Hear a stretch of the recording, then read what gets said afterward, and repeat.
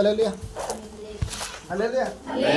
ದೇವರ ಅತಿ ಪರಿಶುದ್ಧ ನಾಮಕ್ಕೆ ಸ್ತೋತ್ರ ಉಂಟಾಗಲಿ. ಅವಕಾಶ ಕೊಟ್ಟದ ದೇವರು ದೇವಸ್ಥಾನಕ್ಕೆ ಒಮ್ಮೆ ಸಲ್ಲಿಸೋಣ. ಎಲ್ಲ ಸಂತೋಷವಿದ್ದೀರಾ? ಎಷ್ಟು ಜನ ಸಂತೋಷ? ಆಮೇಲೆ ಚಿಕ್ಕ ಪ್ರಾರ್ಥನೆಯೊಂದಿಗೆ ಮುಂದೆ ಹೋಗೋಣ. ಪರಿಶುದ್ಧನು ಮಹೋನ್ನತನು ಸರ್ವಶಕ್ತನು ಆದ ನಮ್ಮ ಪರಲೋಕದ ತಂದೆಯ ದೇವರೇ, ಅಪ್ಪ ಆತ ನೀನು ಅಮರತ್ವವುಳ್ಳ ದೇವರು, ಸರ್ವಶಕ್ತನು.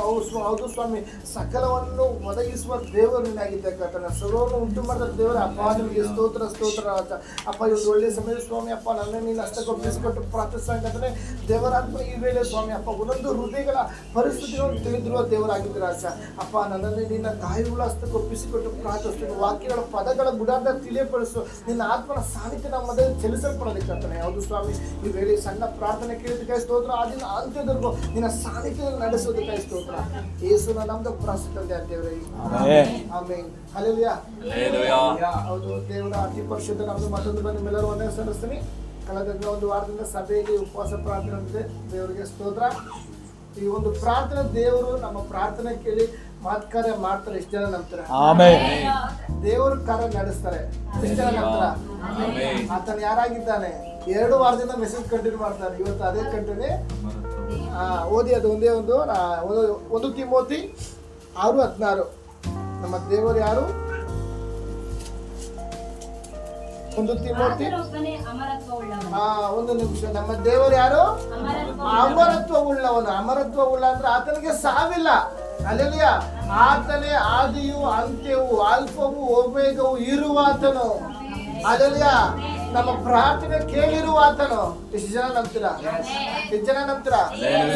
ಕೀರ್ತನೆ 118 8ನೇ ವಾಕ್ಯ ನಾವು ಧ್ಯಾನಿಸೋಣ. ಕೀರ್ತನೆ 118 8ನೇ ವಾಕ್ಯ. ಮನುಷ್ಯರಲ್ಲಿ ಭರವಸೆ ಇಡುವುದಕ್ಕಿಂತ ಯೆಹೋವನನ್ನು ಆಶ್ರಯಿಸುವುದು ಒಳ್ಳೆಯದು. ಆಮೇಲೆ ಒಂದು ನಿಮಿಷ. ನಾವು ಇಷ್ಟು ದಿವಸ ಪ್ರಾರ್ಥನೆ ಮಾಡುವಾಗ ಯಾರ ಮೇಲೆ ಭರವಸೆಯಿಂದ ಪ್ರಾರ್ಥನೆ ಮಾಡ್ದೋ? ನಂಬ್ತೀರಾ? ಅಲ್ಲೇನಿದೆ? ಮನುಷ್ಯರಲ್ಲಿ ಭರವಸೆ ಇಡೋದಕ್ಕಿಂತ. ಯಾಕಂದ್ರೆ ಮನುಷ್ಯನ ಸ್ವಭಾವ ಇವತ್ತಿದ್ದಂಗೆ ನಾಳೆ ಇರೋದಿಲ್ಲ. ಹೌದಲ್ವಾ? ಹೌದಾ? ಇನ್ನು ಕೆಲವು ಡೌಟು. ಅಲ್ಲೆಲ್ಲಿಯಾ? ಮನುಷ್ಯ ಇವತ್ತು ಚೆನ್ನಾಗಿರ್ತಾನೆ, ಇವತ್ತು ಏನು ಇಲ್ಲ ಅಂದಾಗ ದೇವ್ರನ್ನ ತುಂಬಾ ಹೊಗಳೋದು, ದೇವ್ರ ಪ್ರಾರ್ಥನೆ ಮಾಡೋದು, ಅಪ್ಪ ತಂದೆ ಅಂತ ಅವಾಗೆ ತುಂಬಾ ಬರುತ್ತೆ. ಎಲ್ಲ ಇದ್ದಾಗ ದೇವ್ರನ್ನ ಮರ್ತೋಗೋದು. ಮನುಷ್ಯ ಸ್ವಭಾವ ಯಾವಾಗ ಬೇಕು ಹೆಂಗ್ ಬೇಕೋ ಬದಲಾಗುತ್ತೆ. ಆದ್ರೆ ದೇವರು ಬದಲಾಗುವಂತ ದೇವರಲ್ಲ. ಆತನು ಅಮರತ್ವ ಉಳ್ಳ ದೇವರು. ಅಲ್ಲೆಲ್ಲಿಯಾ? ಚಿಕ್ಕ ಉದಾಹರಣೆ ಹೇಳ್ತೇನೆ. ಒಂದು ಚಿಟ್ಟೆ ಹಾಕಿದ ಮುಂಚೆ ಮೊದಲು ಕಂಬಳಿ ಹುಳ ಆಗುತ್ತೆ. ಎಷ್ಟು ಚೆನ್ನಾಗಿ ಗೊತ್ತು? ಕಂಬಳಿ ಹುಳ ಬರ್ತಾ ಆ ಕಂಬಳಿ ಹುಳ ತರ ಇರುತ್ತೆ ಚಿಟ್ಟೆ ಹುಟ್ಟದ ಮುಂಚೆ. ಆಮೇಲೆ ಕಂಬಳಿ ಹುಳ ಓಪನ್ ಆಗಿ ಚಿಟ್ಟೆ ಆಗುತ್ತೆ. ಆ ಚಿಟ್ಟೆ ಆಮೇಲೆ ಮತ್ತೆ ಕಂಬಳಿ ಹುಳ ಆಗುತ್ತಾ ಅದು? ಅಲ್ಲೆಲ್ಲಿಯಾ? ಇಲ್ಲ ಇದ್ರಾ? ಕಂಬಳಿ ಹುಳ ಇರುತ್ತೆ. ಆ ಕಂಬಳಿ ಹುಳ ಆದ್ಮೇಲೆ ದಿನ ಕಳೆದ್ಮೇಲೆ ಆಮೇಲೆ ಚಿಟ್ಟೆ ಆಗಿ ಮಾರ್ಪಟ್ಟು ಉಂಟಾಗುತ್ತೆ. ಹೌದಾ? ಮತ್ತೆ ಚಿಟ್ಟೆ ಆಗಿರೋದು ಕಂಬಳಿ ಹುಳ ಆಗುತ್ತಾ? ಆಗಲ್ಲ. ಆದ್ರೆ ಮನುಷ್ಯ ಯಾವಾಗ ಬೇಕಾದ್ರು ಇವತ್ತು ಹಿಂಗಿದ್ದು ಹಿಂಗಾಗ್ಬಿಡ್ತಾನೆ. ಅಲ್ಲಲ್ಲಿಯಾ? ಮನುಷ್ಯ ಇವತ್ತು ಬ್ರದರ್ ಸಿಸ್ಟರ್ ಚೆನ್ನಾಗಿದ್ಯಾ, ನಾಳೆ ಬಂದಾಗ ಏನೋ ಸ್ವಲ್ಪ ಮಾತಲ್ಲಿ ಅಥವಾ ಏನೋ ಮನಸ್ತಾಪಲ್ಲಿ ಗೊತ್ತಿಲ್ಲದ ಮಾತುಕತೆ ಬಂದಾಗ ನೀನ್ ಯಾರೋ ಗೊತ್ತಿಲ್ಲ. ಅದಕ್ಕಾಗಿ ದೇವ್ರ ವಾಕ್ಯ ಬರಲ್ಪಟ್ಟಿದೆ. ಮನುಷ್ಯರಲ್ಲಿ ಮನುಷ್ಯ ಅಂತ ಬರೆದಿಲ್ಲ ಅಲ್ಲಿ. ಮನುಷ್ಯರಲ್ಲಿ ಭರವಸೆ ಇಡುವುದಕ್ಕಿಂತ ಯೆಹೋವನನ್ನು ಆಶ್ರಯಿಸಿಕೊಳ್ಳೋದು ಒಳ್ಳೆಯದು. ಅದು ನಮ್ಮ ಈ ಒಂದು ನಾವು ಪ್ರಾರ್ಥನೆ ಮಾಡಿದ್ದೇವೆ, ನಮ್ಗೊಂದು ನಿಶ್ಚಯ ಇರಬೇಕು. ದೇವ್ರು ಮಾಡ್ತಾರೆ, ದೇವ್ರು ಪ್ರಾರ್ಥನೆ ಕೇಳ್ತಾರೆ, ದೇವ್ರು ನನ್ನ ಪ್ರಾರ್ಥನೆ ಮರುತ್ತರ ಕೊಟ್ಟಿರ್ತಾರೆ. ದೇವ್ರು ಇವತ್ತಿದ್ದಂತ ಪ್ರಕಾರ ನಾಳೆ ಇರೋದಿಲ್ಲ.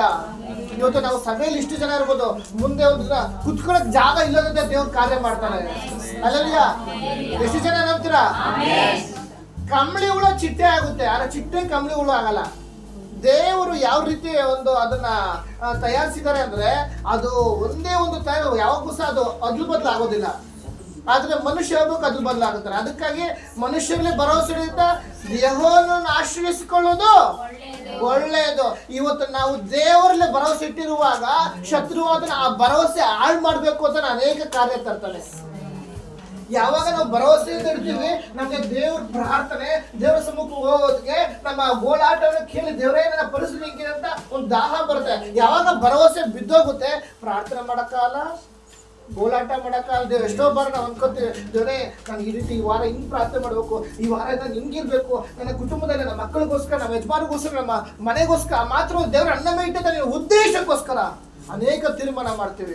ಆದರೆ ಶತ್ರು ಅದನ್ನು ಭರವಸೆ ಹಾಳು ಮಾಡ್ತಾನೆ. ಮನಸ್ಸಿನಲ್ಲಿ ಚಿಂತೆಗಳೆಂಬ ಭರವಸೆ, ಅನೇಕ ಗಲಿಬಿಲಿ, ಮನಸ್ಸಿನ ಒಂದು ಸಮಾಧಾನ ಕೆಡಿಸ್ತದೆ. ಯಾವಾಗ ಆ ಸಮಾಧಾನ ಕೆಟ್ಟೋದಾಗ ಪ್ರಾರ್ಥನೆ ಮಾಡೋಕ್ಕಾಗೋದಿಲ್ಲ. ಆದರೆ ಈ ದಿನದಲ್ಲಿ ಈ ಒಂದು ವಾರವೆಲ್ಲ ದೇವರ ಸಮ್ಮುಖದಲ್ಲಿ ಸಭೆಯಾಗಿ ಉಪವಾಸ ಮಾಡಿದ್ದೇವೆ. ನನ್ನ ದೇವರು ಆ ಉಪವಾಸ ಪ್ರಾರ್ಥನೆಗೆ ಮರುತ್ತರ ಅನುಗ್ರಹಿಸಿದ್ದಾರೆ. ಅದಕ್ಕಾಗಿ ಇವತ್ತು ನಾವು ಭರವಸೆಯಿಂದ ಇರಬೇಕು.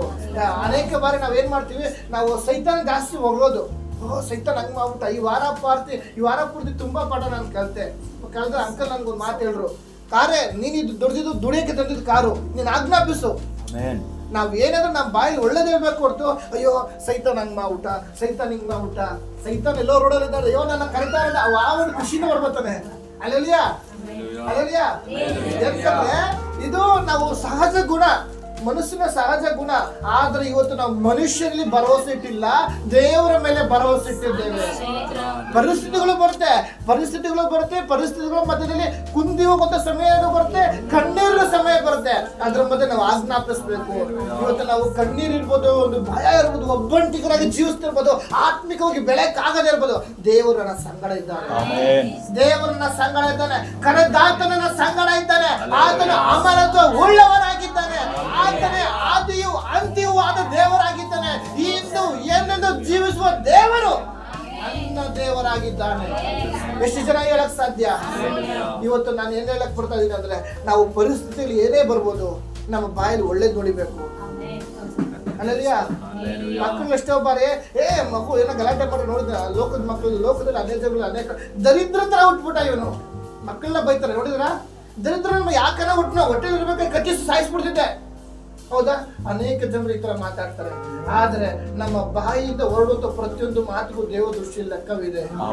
ಸುಮ್ಮನೆ ಆಡುವಂತ ಮಾತಿಗೂ ಸಹ ನಾವು ಲೆಕ್ಕ ಕೊಡ್ಬೇಕಾಗುತ್ತೆ. ಅವರವರ ನಾಟಕಕ್ಕೆ ಕೊಡತಕ್ಕ ಪ್ರತಿಫಲ ದೇವರ ಕೈಯಲ್ಲಿದೆ. ಇದು ನಮ್ಗೊಂದು ಇದು ನಾವು ತಿಳಿದಿರ್ಬೇಕು. ಅಲ್ಲಲ್ಲಿಯಾ. ಯಾವುದೇ ಪರಿಸ್ಥಿತಿ ಬರೋದು, ಯಾವುದೇ ಸಮಯ ಬರೋದು, ನಾವು ಸೈತಾನನ್ನ ಕರಿಬಾರ್ದು. ಇದ್ರ ಮೊದಲು ದೇವ್ರ ಕಾರ್ಯ ಮಾಡ್ತಾರೆ. ಇವತ್ತು ನಾವು ಇಕ್ಕಟ್ಟಿರ್ಬೋದು, ಇವತ್ತು ನಾವು EMI ಕಟ್ಟ ಕಾಸು ಇಲ್ಲದೆ ಇರ್ಬೋದು, ದೇವ್ರ ಕಾರ್ಯ ಮಾಡ್ತಾರೆ. ದೇವ್ರಿಗೆ ಒಂದು ಗಳಿಗೆ ಸಾಕು, ಒಂದು ನಿಮಿಷ ಸಾಕು. ಇದೆಲ್ಲ ನನ್ನ ಜೀವಿತದಲ್ಲಿ ಅನೇಕ ಅದ್ಭುತ ನಾನು ಹೊಂದ್ಕೊಂಡಿದ್ದೀನಿ, ಅನೇಕ ದೇವ್ರು ಮಾಡೋ ಕಾರ್ಯನ ಹೊಂದ್ಕೊಂಡಿದ್ದೀನಿ. ಎಷ್ಟೋ ಬಾರಿ ದೇವ್ರೇ ನಾಳೆ EMI ಕಟ್ಟಬೇಕು, ಏನ್ ಮಾಡೋದು? ಅದ್ರ ಮಧ್ಯೆ ದೇವ್ರು ಎಲ್ಲೋ ನನಗೆ ಗೊತ್ತಿಲ್ಲದಂಗೆ ಯಾರೋ ಒಬ್ರು ಫೋನ್ ಮಾಡಿ TV ರಿಪೇರಿ ಆಗಿದೆ ಸರ್ ಅಂತ ಹೇಳಿ ರಿಪೇರಿ ಮಾಡಾಗ ಅದಕ್ಕೆ ಬೇಕಂದ ಕಾರ್ಯ ದೇವ್ರು ಕೊನೆ ಗಳಿಗೆಯಲ್ಲಿ ನಾನು ಅಷ್ಟು ನಾನು ನಮ್ಮ ವೈಫ್ ಕಿತ್ತಾಡ್ತಿದ್ದೆ. ಅಯ್ಯೋ ನನ್ನ ಮೆಂತೆ ಹೇಳಿದವ್ರು, ನೀವು ಪ್ರಾರ್ಥನೆ ಮಾಡಿ ದೇವ್ರು ನಡೆಸೋದು ದೇವ್ರು ನಿಮ್ಗೆ ಗೊತ್ತು, ನನ್ ಕಷ್ಟ ನನ್ಗೆ ಗೊತ್ತು, ಅಷ್ಟು ಇಷ್ಟು ಮನೆಯಲ್ಲಿ ಈಗ ಹಿಂಗಾಗೋದು. ಎಷ್ಟೋ ಬಾರಿ ಈ ತರ ಕಿತ್ತಾಡಿದೀವಿ. ಆದ್ರೆ ಅದರ ಮೊದಲಲ್ಲಿ ನಾವು ದೇವರನ್ನ ಆಶ್ರಯಿಸಿಕೊಳ್ಳುವಾಗ ನೆನೆಸಾದ ರೀತಿಯಲ್ಲಿ ದೇವ್ರ ನಾವು ಪ್ರಾರ್ಥನೆ ಮಾಡಿದ್ದೇವೆ. ನಮ್ಗೊಂದು ನಂಬಿಕೆ ಇರ್ಬೇಕು. ದೇವ್ರ ಕಾರ್ಯ ಮಾಡ್ತಾರೆ, ದೇವ್ರ ಅದ್ಭುತ ಮಾಡ್ತಾರೆ. ಸಭೆಗಳ ಮಧ್ಯದಲ್ಲಿ ಐಕ್ಯತೆ ದೇವ್ರು ಕೊಟ್ಟಿದ್ದಾರೆ. ಸಹೋದರ ಮಧ್ಯದಲ್ಲಿ ಒಂದು ಪ್ರೀತಿ ದೇವ್ರು ಇಟ್ಟಿದ್ದಾರೆ. ಇದುವರೆಗೂ ಆ ಪ್ರೀತಿ ತೆಗೆದಾದಂತ ಸೈತಾನನ ದೇವ್ರು ಗದರಿಸಿದ್ದಾರೆ. ಸೈತಾನನ ಗದರಿಸಿ ದೇವ್ರು ನಮ್ಮ ಇದನ್ನ ಬಲಪಡಿಸಿದ್ದಾರೆ. ಇದನ್ನ ನಮ್ಮ ಬಾಯಲ್ಲಿ ಒಳ್ಳೆ ಮಾತುಗಳು ಬರಬೇಕು.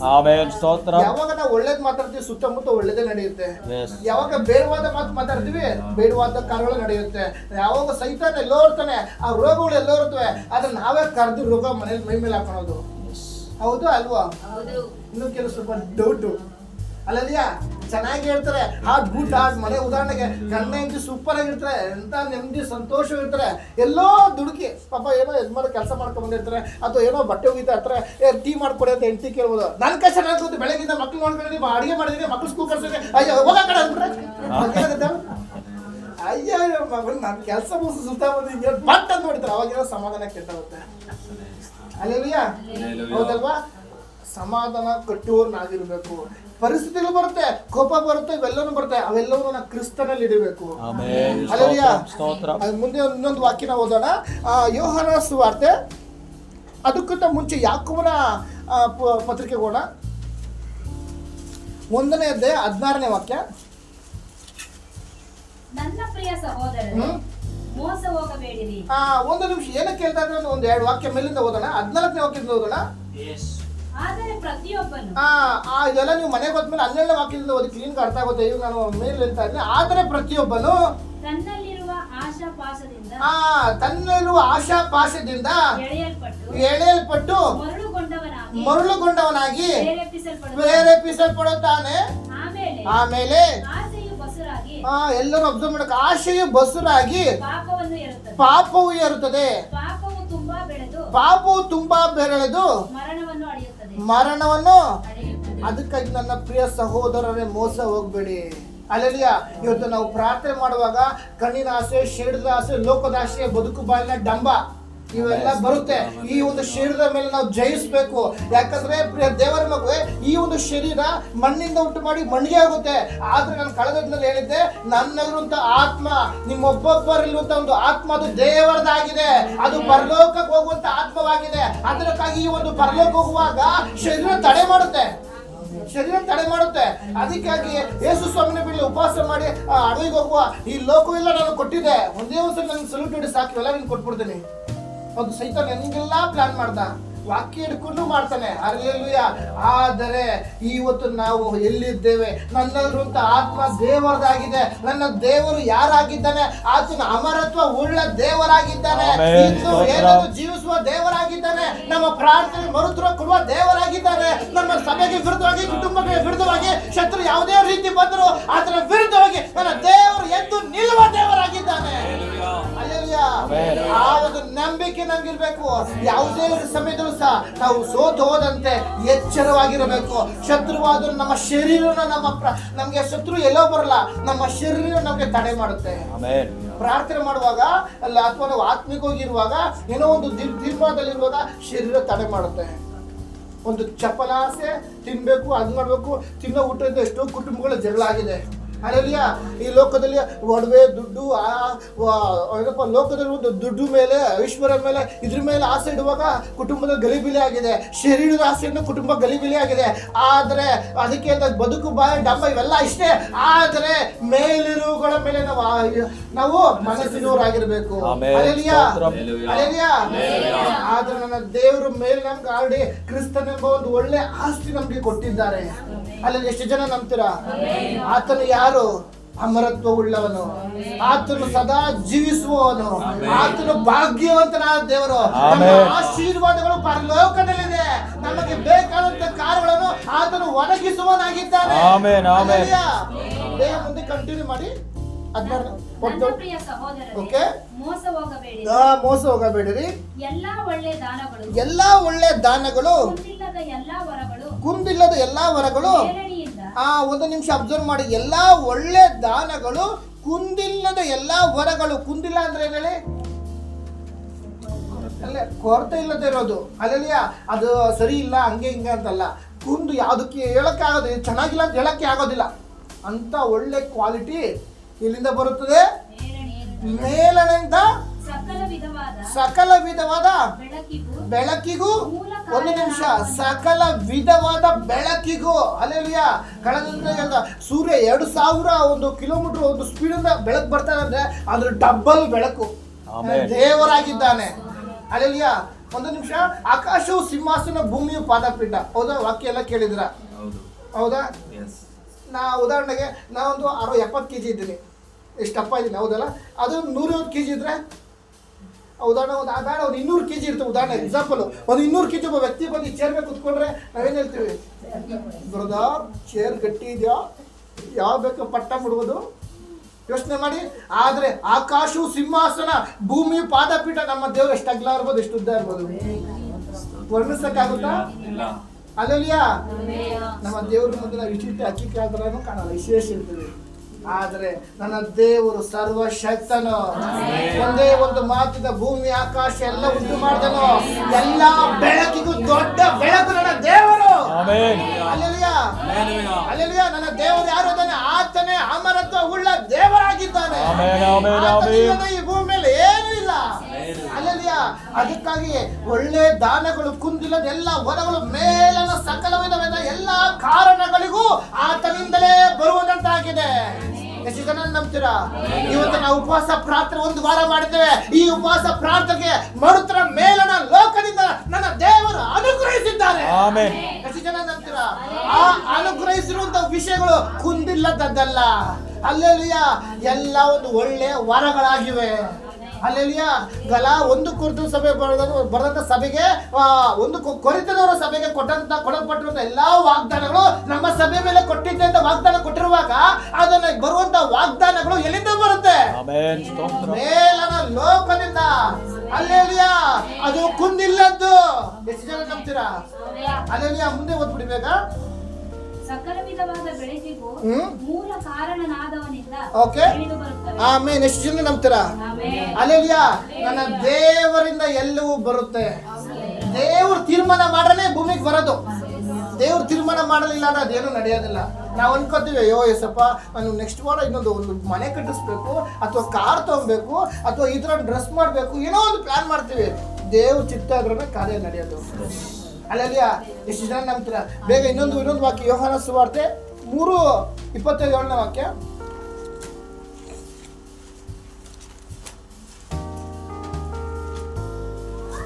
ಯೋಹಾನ ಸುವಾರ್ತೆ 3:27 ವಾಕ್ಯ. ಪರಲೋಕದಿಂದ ಅನುಗ್ರಹಿಸೋಣ. ಯೋಹಾನನು ಪರಲೋಕದಿಂದ ಮತ್ತೊಂದು ಬಾರಿ ಹೇಳ್ತಾರೆ, ಪರಲೋಕದಿಂದ ಅನುಗ್ರಹಿಸೋಣ ವಾದದ್ದನ್ನೇ ಹೊರತು ಮನುಷ್ಯನು ಹೆಚ್ಚೇನು. ಹೌದಾ? ಹೌದು ಅಲ್ವಾ? ಎಷ್ಟು ಜನ ನಂಬ್ತೀರಾ? ದೇವರಿಂದ ಆಶೀರ್ವಾದ ಬಂದ್ರೆ ಬರೋದು. ನಾವು ಮಾನಸಿಗೂ ಎಷ್ಟೇ ಆಶೀರ್ವಾದ ಮಾಡಿ ಏನೇ ಮಾಡಕ್ ಹೋದ್ರು ಅದು ವ್ಯರ್ಥ. ಅಲ್ಲಲ್ಯ, ದೇವರು ಮಾಡುವಂಥದ್ದು ಶಾಶ್ವತವಾದದ್ದು. ಅಲ್ಲಲ್ಯ, ದೇವ್ರು ಕೊಡೋದು ಶಾಶ್ವತವಾದದ್ದು ಕೊನೆಯವರೆಗೂ. ಆದ್ರೆ ಮನುಷ್ಯ ನೋಡೋದು, ಮನುಷ್ಯ ಮಾಡೋದು ಮನೆ ತನಕ. ಅಲ್ಲಲ್ಯ, ಮನುಷ್ಯ ಏನೋ ಒಂದು ಕಾರ್ಯ ಮಾಡ್ತಿದ್ರೆ ಅದು ಶಾಶ್ವತವಾಗಿರಲಿ, ಯಾವಾಗ ಬೇಕೋ ಅದು ನಾಶವಾಗುತ್ತೆ.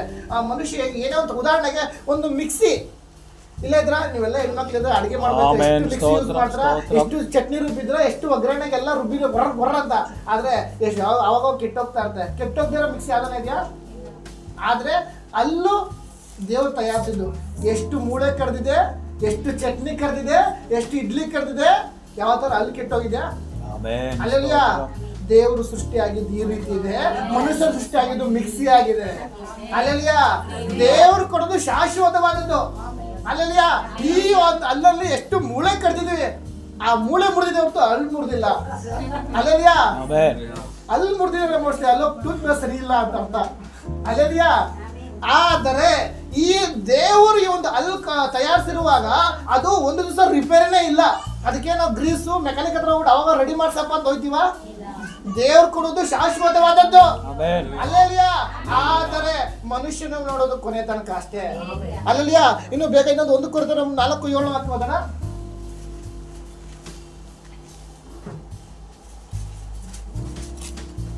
4:7 ವಾಕ್ಯ. ನಿನಗೂ ಇತರರಿಗೂ ತಾರತಮ್ಯ ಮಾಡಿದವರು ಯಾರು ಏನಂತಿದೆ? ಕ್ವಶನ್ ಮಾರ್ಕ್ ಇದೆ ಅಲ್ಲಿ. ನಾವ್ ಎಷ್ಟೋ ಬಾರಿ ಅವ್ರು ನೋಡು ಇವ್ರು ನೋಡು ನಾವೇನ್ ಮಾಡ್ತೀವಿ? ಕಂಪ್ಯಾರಿಸನ್ ಮಾಡ್ತೀವಿ. ಹೌದಲ್ವಾ? ಅಲ್ಲೆಲ್ಲ ನಾವು ಏನೋ ಒಂದು ಕಂಪ್ಯಾರಿಸನ್ ಮಾಡಕ್ ಹೋಗ್ಬಾರ್ದು. ಯಾಕಂದ್ರೆ ದೇವ್ರ ಆಶೀರ್ವಾದ ಕೊಟ್ರೆ ನಮ್ಗೆ ಬರೋದು. ಅವ್ರು ಕಾರ್ ತಗೊಂಡಿದ್ರೆ ನಾನ್ ಕಾರ್ ತಗೊಬೇಕು, ಅವ್ರು ಬಿಲ್ಡಿಂಗ್ ತಗೊಂಡ್ರೆ ನಾನ್ ಬಿಲ್ಡಿಂಗ್ ತಗೋಬೇಕು ಅಂದ್ರೆ ನಾವು ಇಲ್ಲೋಗ್ತದೆ ನಾಶವಾಗಿ ಹೊರಟೋಗ್ತೀವಿ. ಸಾಲದ ಮೇಲೆ ಸಾಲ. ಅದೇ ಮನುಷ್ಯ ನಾವೆಲ್ಲ ಇದು ಮಾಡಕ್ ನಾವೇ ಹಗ್ಗ ಕೊಟ್ಟು ನೆನಕ್ ಹಾಕೋಣಂಗೆ.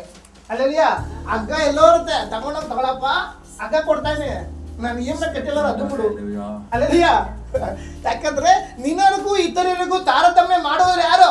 ಅವ್ರು ಹೇಗೆ ಅವ್ರಲ್ಲಿ ನಿನಗೆ ದೇವರ ಚಿತ್ತ ಇರುವುದೇ ಆದ್ರೆ ದೇವ್ರ ಪರಲೋಕದಿಂದ ಅನುಗ್ರಹಿಸಬೇಕು, ಸಿಕ್ಕೇ ಸಿಗುತ್ತೆ. ಅಲ್ಲೆಲ್ಲ ಅದಕ್ಕಾದ್ರೆ ಓದ್ಬಿಟ್ಟು ಬರೋದು ಬೇಗ. ದೇವರಿಂದ ಒಂದಾದಿರುವಂತದ್ದು ನಿನ್ನಲ್ಲಿ ಒಂದಾದರೂ ಉಂಟೋ? ಇವತ್ತು ನಮ್ಮನ್ನು ನಾವು ಪ್ರಶ್ನೆ ಮಾಡಿಕೊಳ್ಳೋಣ. ದೇವರ ಹತ್ರ ನಾವು ಒಂದೇ ಇರೋದು ಯಾವ್ದಾದ್ರು ಇದೆಯಾ? ಅಲ್ಲೆಲ್ಲ ನಾವು ಕೇಳೋದಕ್ಕಿಂತ ಮುಂಚೆ ದೇವರು ಒದಗಿಸಿಕೊಟ್ಟಿದ್ದಾನೆ.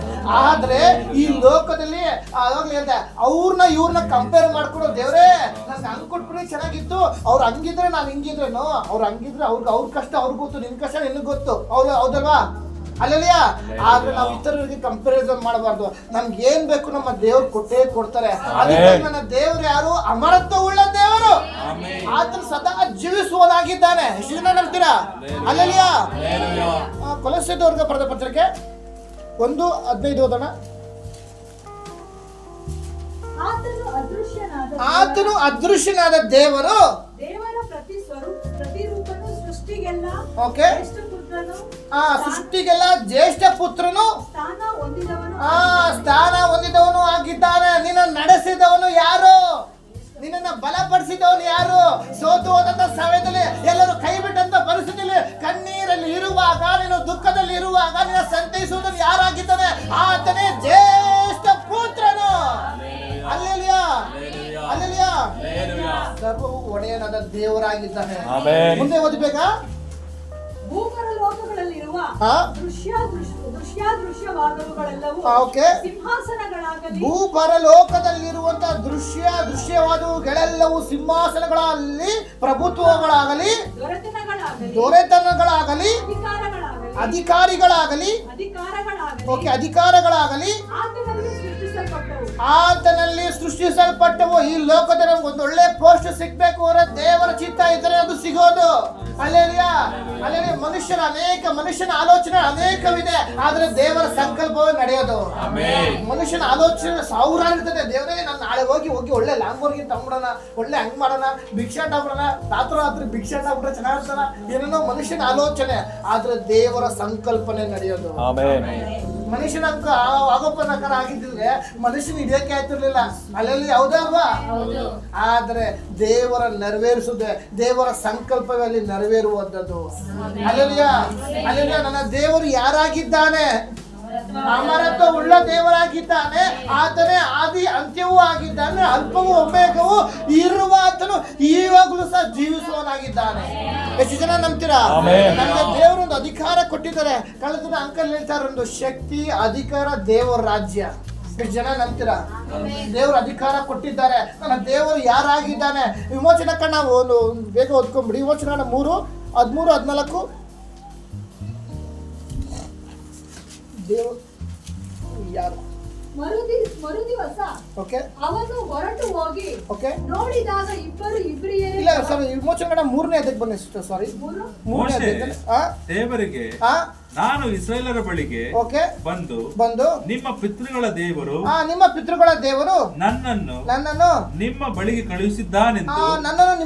ಕಳುಹಿಸಿದ್ದಾನೆಂದು ಹೇಳಿದಾಗ ಒಂದು ವೇಳೆ ಅವರು ಆತನ ಹೆಸರೇನೆಂದು ಇಲ್ಲಿ ಯೇಸು ಸ್ವಾಮಿ ದೇವರು ಹೇಳ್ತಿರೋ ಮತ್ತು ಮೋಶೆಗೆ, ನೀನು ಹೋಗಪ್ಪ ಅಲ್ಲಿ ಫರೋನ ರಾಜ್ಯ ಹತ್ರ ಫರೋನ ಹತ್ರ ಮಾತಾಡು. ಅಲ್ಲಿ ಹೇಳುವ ಒಂದು ವೇಳೆ ಇಸ್ರಾಯೇಲರು ಒಂದು ವೇಳೆ ನೀನು ಯಾರು ಕಳಿಸ್ಕೊಟ್ಟು ಅಂತ ಕೇಳಿದ್ರೆ ನಾನು ಏನ್ ಹೇಳಲಿ? ಅಲ್ಲೆಲ್ಲಿಯಾ ಅಲ್ಲಿ ಹೇಳ್ತಂತ ಮಾತು. ನೆಕ್ಸ್ಟ್ ಆತನ ಹೆಸರೇನೆಂದು ನನ್ನನ್ನು ಕೇಳಿದರೆ ನಾನೇನು ಉತ್ತರ ಕೊಡಬೇಕು ಎನ್ನಲು ದೇವರು ಅವನಿಗೆ ಇರುವಾತನೇ ದೇವರು ಏನಂದ್ರು? ಇರುವಾತನೇ ಆಗಿದ್ದೇನೆ. ನಮ್ಮ ಪ್ರಾರ್ಥನೆ ಕೇಳುವಾತನು ಯಾರು? ಇಂದು ಎಂದೆಂದು ಇರುವಾತನಾಗಿದ್ದಾನೆ. ಮರುತ್ರ ಸಿಗುತ್ತೆ. ನಮ್ಮನ್ನ ನಡೆಸರೆ ಶತ್ರು ಒಂದು ದಿಕ್ಕಿನಲ್ಲಿ ಬಂದಿರ್ಬೋದು, ಅದು 7 ದಿಕ್ಕಿನ ಶತ್ರು ಚದುರು ಹಾಗೆ ದೇವರು ಮಾಡ್ತಾರೆ. ನಂಬ್ತೀರಾ? ಅಲ್ಲೆಲಿಯಾ ದೇವರು ಯಾರು? ಅಮರತ್ವ ಉಳ್ಳವನು, ಸದಾಕಾಲ ಇರುವಾತನು, ಅದು ದೇವರಾಗಿದ್ದಾನೆ. ಈ ಒಂದು ದಿನದಲ್ಲಿ, ಈ ಒಂದು ಉಪವಾಸ ಪ್ರಾರ್ಥನೆ ನನಗೊಂದು ಅಧಿಕಾರ ದೇವರು ಅನುಗ್ರಹಿಸಿದ್ದಾರೆ. ಅದನ್ನ ಹಿಡಿದು ನಾವು ಎದ್ದೋಣ. ನೆನೆ ದಿನ ಅಂಕಲ್ ಒಂದು ವಾಕ್ಯ ಓದಿಸರು, ಲೂಕನ ಬರೆದ ಸುವಾರ್ತೆ ಅನ್ಕೋತೀನಿ, ಅದೊಂದು ವಾಕ್ಯ ಓದಿ ಮುಗಿಸೋಣ. 9ನೇ ಅಧ್ಯಾಯ 1, 2, 3 ಅನ್ಕೋತೀನಿ. ಲೂಕ ಹೌದು. ಹೌದು, ಅದೇ ಇಷ್ಟ. ಆತನು 12 ಮಂದಿ ಶಿಷ್ಯರನ್ನು ಒಟ್ಟಿಗೆ ಕರೆದು ಅವರಿಗೆ ಎಲ್ಲಾ ದೆವ್ವಗಳನ್ನು ಬಿಡಿಸುವ ಮತ್ತು ರೋಗಗಳನ್ನು ವಾಸಿ ಮಾಡುವ ಒಂದು ಶಕ್ತಿ, 2 ಅಧಿಕಾರಗಳನ್ನು ಕೊಟ್ಟು ದೇವರ ರಾಜ್ಯದ ವಿಷಯ ಸಾರುವುದಕ್ಕೆ ಅನೇಕರು ಈ ಲೋಕದಲ್ಲಿ ಅಸ್ವಸ್ಥರಾಗಿದ್ದಾರೆ. ಪ್ರಿಯ ದೇವರ ಮಕ್ಕಳೇ, ಈ ದಿನ ದೇವರ ಒಂದು ಶಕ್ತಿ ಕೊಟ್ಟಿದ್ದಾರೆ, 2 ಅಧಿಕಾರ ಕೊಟ್ಟಿದ್ದಾರೆ, ಪರಲೋಕದ ರಾಜ್ಯ ನಮಗೆ ಅನುಗ್ರಹಿಸಿದ್ದಾರೆ. ಈ ಒಂದು ಬಲದಿಂದ ನಾವು ಈ ದಿನ ಎದ್ದೊಳ್ಬೇಕು. ಸಭೆಗೆ ಬರುವ ಯಾವುದೇ ರೀತಿ ನಾವು ಬಂದಿರ್ಬೋದು, ಇವತ್ತು ಯಾವುದೇ ಪರಿಸ್ಥಿತಿಯಲ್ಲಿ ಬಂದಿರ್ಬೋದು, ನಿನ್ನ ಹೃದಯ ನೋಡುವಾತನ ಮಧ್ಯೆ ಇದ್ದಾನೆ, ಆತನ ಇರುವಾತನಾಗಿದ್ದಾನೆ. ಈ ಸಭೆಗೆ ಬಂದ ಪ್ರಕಾರವಲ್ಲ, ಆರಾಧನೆ ಮುಗಿಸಿ ನೀನು ಆಮೆನ್, ಒಂದು ಹಲ್ಲೆಲೂಯಾ. ಅಧಿಕಾರ, ದೇವರ ರಾಜ್ಯವನ್ನು ನೀನು ಹೊಂದಿರುವುದೇ ಆದರೆ ನಿನ್ನ ಜೀವಿತದಲ್ಲಿ ದೇವರು ಬಿಡುಗಡೆ ಅನುಗ್ರಹಿಸ್ತಾರೆ. ಹಲ್ಲೆಲೂಯಾ. ಎಷ್ಟು ಜನ ನಂಬ್ತೀರಾ? ಆಮೆನ್. ಆಮೇಲೆ ಈ ಒಂದು ವಾಕ್ಯದ ಮುಖಾಂತರ ದೇವರು ನಿಮ್ಮೆಲ್ಲರನ್ನು ಆಶೀರ್ವದಿಸಲಿ. ಅವಕಾಶ ಕೊಡ ದೇವರಿಗೂ ದೇವ ಸೇಕರು ವಂದನೆ ಸಲ್ಲಿಸಲಿ. ಆಮೇಲೆ